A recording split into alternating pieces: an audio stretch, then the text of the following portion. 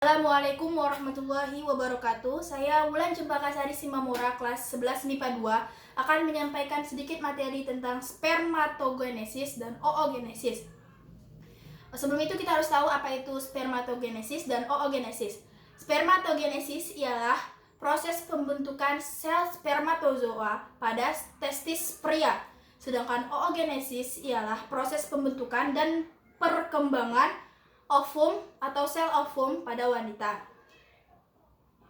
Baiklah, saya akan langsung menjelaskan tentang proses terjadinya spermatogenesis dan oogenesis.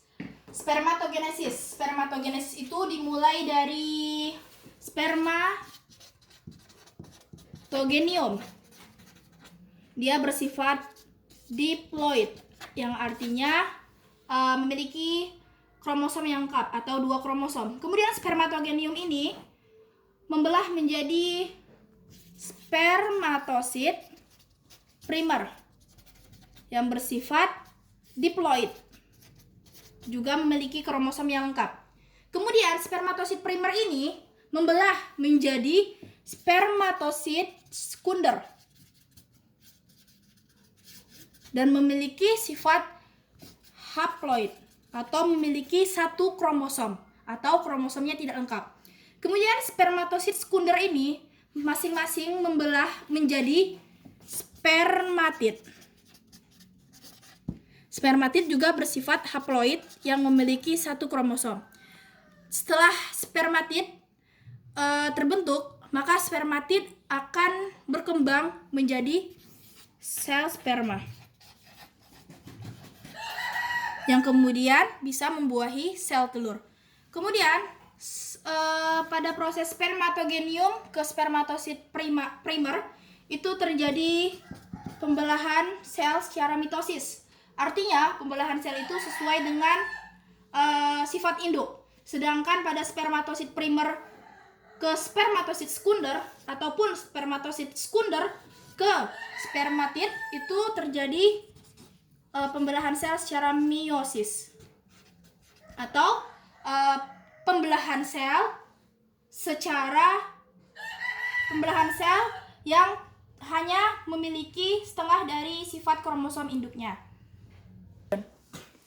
Oke, baiklah kita lanjut ke oogenesis atau pembelahan sel pada wanita. Itu dimulai dengan oogenium yang bersifat diploid atau memiliki 2 kromosom. Kemudian oogenium ini membelah menjadi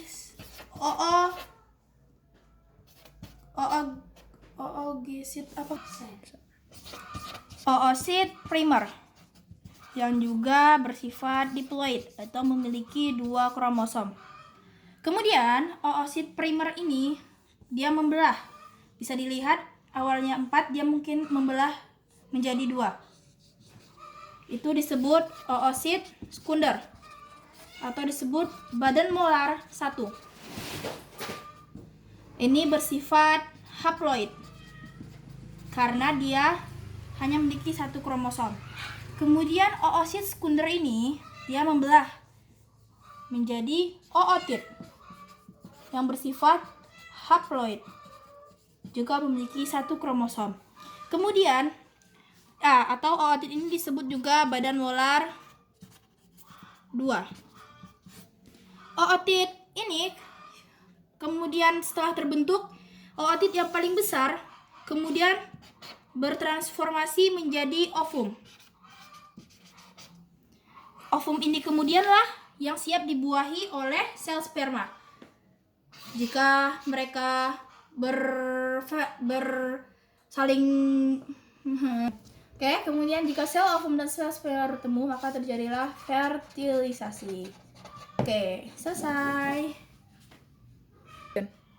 Perlu kita ketahui pada oogenesis di antara proses oogenium dan oosit primer itu terjadi pembelahan secara mitosis atau pembelahan yang sesuai atau sama dengan sel induknya, sifat induknya. Kemudian oosit primer ke oosit sekunder itu pembelahan secara meiosis. Itu sel anak hanya mewarisi setengah dari kromosom induknya, seperti ini. Induknya 4, anaknya 2. Sama seperti oosit sekunder ke ootit. Oke, hanya ini yang dapat saya sampaikan. Semoga bermanfaat. Dan lebih kurangnya saya mohon maaf. Wabillahi taufiq wal hidayah. Wassalamualaikum warahmatullahi wabarakatuh.